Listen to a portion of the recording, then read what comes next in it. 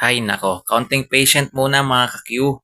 Kasi hindi pa po talaga lumalabas ngayon ang ating mga idol Ilyas J. TV Band. Ayan, so yung nagpe-perform ngayon guys ay Chocolate Factory. Ayan no. Marami nga akong nababasang bad comment sa comment section mga Q. Kasi gusto na nilang matapos itong pag-perform ng Chocolate Factory. Hindi naman kasi pwede yan kasi may oras po yung kanilang pagtugtog at bayad po yan guys. Ayan, kaya sana konting patient naman po talaga.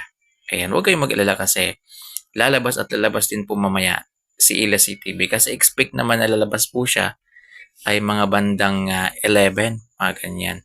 O 10:30 o maaga pa naman o 10:15 pa lang naman. So hayaan nyo lang muna mag-perform ang Chocolate Factory. Grabe naman no. Grabe yung nababasa ko sa comment section.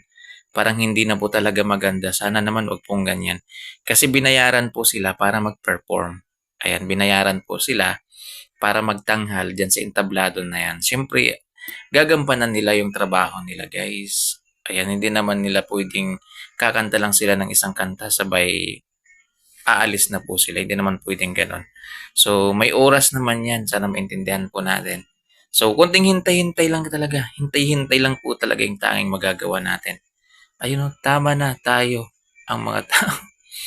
Yan, tama na. Yan, tuyo na ang mga tao.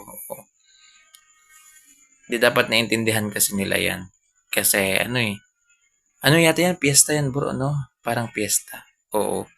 So guys, hintay-hintay lang kayo sa live natin dito. Yan, maya-maya magla-live tayo. Gusto ko kasi mag-live yung performance na nila Elias CTV.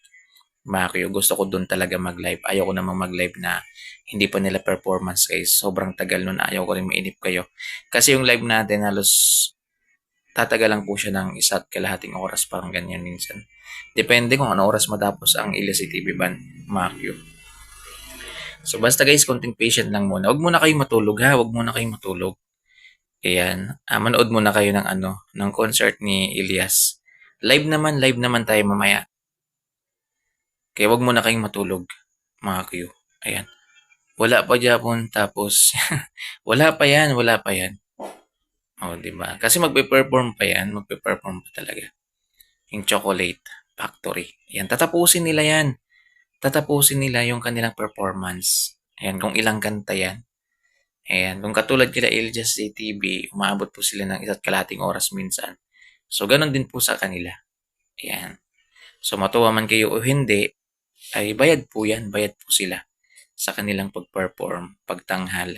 Diba? Guys, wala na gana kami sa inyo. Grabe naman. Wag naman kayong ganyan. Oy, wag naman kayong ganyan.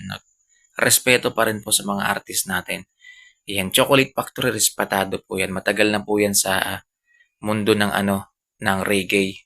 Ayan, wala pa si Ila si TV, nandiyan ay po yung Chocolate Factory. So, naiintindihan ko na nandito kayo dahil kay Ila si TV, pero hintay-hintay lang tayo guys. Be patient.